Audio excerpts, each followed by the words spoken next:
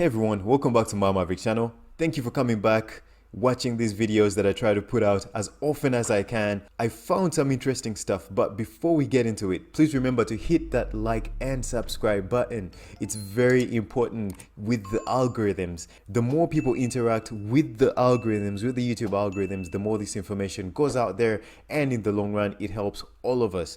Now, the other thing is, I'm not a financial advisor, but the information I try to bring to you is researched. I try to look into it and I try to be as nuanced as I can. And that's one of the reasons why I don't talk about price. But the point is to try to help us draw some parallels of where the money is flowing in the cryptocurrency space, because the point is following the money. Most of us, if not all of us, we're all here to try and see a better life for ourselves by looking out for these technologies that are going to change the future that we're looking forward to in time. Now, I found something really interesting. Now, I'm going to talk about Hedera Hashgraph, but I'm not going to go into detail of what it is, of what it does. It boils down to the basic concepts in the digital asset space. There's already blockchain, there's already proof of work consensus algorithms, proof of stake.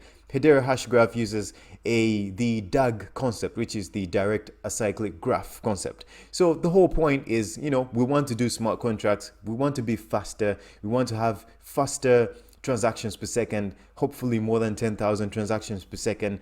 We want to create an ecosystem that can scale to a global standard, an ecosystem that can be used limitlessly. And of course, here when you go to the website, you can see a couple of charts. By the way, I use the dark screen because I don't want my eyes to get messed up. So you can come here on their website, you can look at their comparison with Bitcoin, Ethereum, and how they're third generation and the others are first and second generation. Guys, there's no cryptocurrency out there that has established itself. That's what you have to know. The only cryptocurrency that has tried to establish itself is Bitcoin, and its establishment comes from the advantage that it has, first mover advantage, and the fact that it's establishing itself as a store of value. So people that hold Bitcoin as a store of value do not mind paying $5, $10, $20, $30 in transaction fees, because ultimately they want to do one transaction to move the Bitcoin from one wallet to another, and that's it. They leave it, they forget about it, and hopefully it grows in value over time. The other digital currencies that almost established itself, you all know about it, it's Ethereum. Ethereum is amazing, and Ethereum was going to grow, or hopefully it grows in the future, but it has those major flaws, those major limitations. It can't scale. It has high transaction fees. It has a very low throughput. It's very, very slow. So Ethereum still has those issues. Now, obviously, consequently, other blockchains come up like Hedera Hashgraph that say, hey, we want to be able to do 10,000 transactions per second. So we know that's what they're looking at. So I'm not going to come here and explain to you, this is their white paper, they do all this. No, we understand the basics. Blockchain and distributed ledger technologies exist, and we have companies that want to create that scalability. That is the basis of Hedera Hashgraph. How do we attain more transactions per second? This is, I guess, their average fees. You can see Bitcoin 22.19. We all know Ethereum, sometimes they were like $400 fees, and other details, transaction confirmation in 3 to 5 seconds. So they're trying to show that they have some advantages over other networks, and you can learn more about their technology when you come to their website. The reason I'm not going to explain too much about Hedera Hashgraph, though it's a very interesting technology, is because you can first of all go to Coin Bureau's channel and watch his video about Hedera Hashgraph, and you can watch this video, which was a counter of the negative sentiment of Coin Bureau's video, because I think towards the end it was a bit negative towards Hedera Hashgraph. Then you can also watch this video of BitBoy Crypto, and I'm sure once you've watched these 3 videos, you have the necessary knowledge to understand whether you want to make an investment in Hedera Hashgraph or not. So that is pretty much it about the technology of Hedera Hashgraph. Now, the reason why I'm making this video is I want us to take a note of this. Now, Hedera Hashgraph has a governing council. So, some cryptocurrencies have validators, things like Bitcoin have miners. So these guys have a governing council of people that watch the code, that want to watch the overall direction of this ecosystem. And I think in part, they're keeping some things closed within the Hedera ecosystem, especially with the code. Like you can't find all the details about the Hedera Hashgraph code on a GitHub page or on some website because they don't want this code to be forked for whatever reasons. Now, the interesting thing is the companies that are partnered with Hedera Hashgraph. So you can see these are massive institution, multi-billion, these are pretty much the companies that control our world that we live in today. So you can see Avery Dennison, you can see Boeing, Chainlink Labs. Man, Chainlink has really established itself. Dentons. Now, the one I want you to take note of is Dutch Telecom. Then there's also others, DLA Piper, Google, FIS, IBM, LG, Tata, Zane, Standard Bank, there's Shinhan Bank here, Swirls, these are major conglomerates. Now, what I want you to take note of is that there's this video about the Hedera Council overview.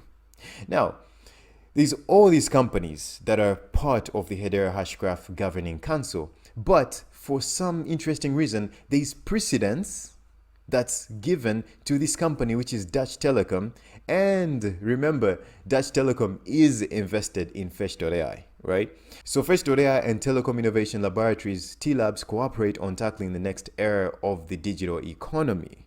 So we know that T-Labs, which is a part of the governing council of Hedera Hashgraph, is partnered with Fetch.ai.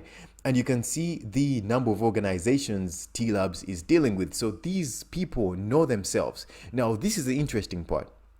In this video, which is Hedera Council overview. So what's interesting in this video, at this 57 mark, you can see there's John Callian, SVP, head of T-Labs.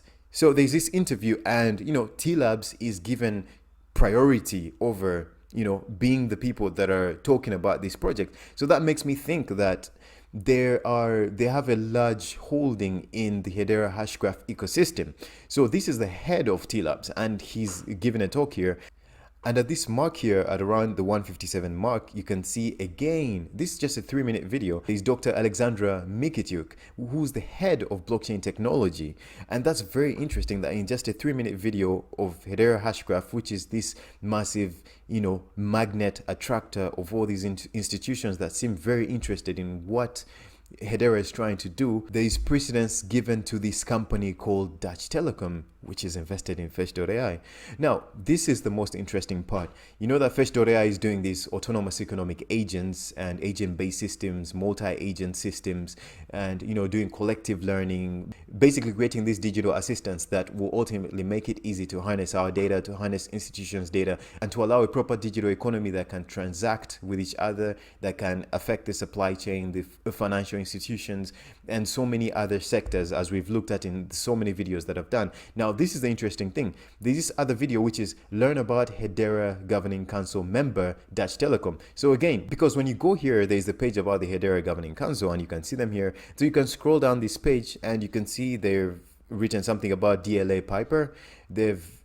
Then at the end of the page, they mention Dutch Telecom again. So over all the other companies, they're choosing to write this statement from Dutch Telecom, which is Hedera has created a public distributed ledger and governing council that will ensure long-term stability, distributed governance, and security. We're thrilled to be an initial governing member of the Hedera Governing Council to help shepherd this important technology as it is adopted by the market. This is by John Callian, the gentleman that we mentioned before, who's the senior vice president of Dutch Telecom. Now, they go further to show a video which was specifically recorded by Dutch Telecom on the Hedera Hashgraph page. Of course, the interesting part about this video is that they interviewed the senior vice president as this gentleman. But we can also see that in this interview, Dr. Alexandra Mikityuk, the head of blockchain, who we mentioned before, is also part of this interview again. And the 104 mark, this was the part that was interesting, and I'll just play it for you here. And we think it's really important to enable machines being these autonomous economic agents so that they can take part in machine-to-machine economy and doing transactions on their own. This is not feasible today, and we hope to address it with blockchain. That was interesting. She essentially mentioned autonomous economic agents and the ability to allow machine-to-machine interaction. So here we're looking at a company that is working with Hedera Hashgraph, but we know these autonomous economic agents, we essentially haven't seen that lingo anywhere except from Fetch.ai, and we know they're the people working on machine-to-machine interaction. That is not what Hedera Hashgraph is working on. But the head of blockchain technology at T-Labs is saying that essentially they're looking to enable that IoT ecosystem, and we know Fetch.ai is working on IoT, and they're also working with Bosch Telecom on the economy of things, or basically bringing a financial layer to the Internet of Things. So guys, I think it's very interesting when we see all these things tying together, to know that the powers that overseers actually are aware of themselves, and they are aware of where their money is flowing and where things are going. So the point of these videos, which happened by complete coincidence, I had no idea. I go out there, look at a technology that I think is really interesting, and as I'm doing research, I see these parallels. I start to see these patterns, and from seeing those patterns, you start to learn how to make very good educated guesses on where you want to put your investment, on where you want your money to be, if you want to be a part of this awesome future that we're all looking forward to, and not just being a part of it, but also financially being a part of it and having a say in where things are, where things are going, and having a voice. So guys, thank you for listening to me today. I hope you enjoyed the content. Please don't forget to like, don't forget to subscribe, and if you can leave a comment, that would be awesome. Take care guys, have a good one. Bye bye.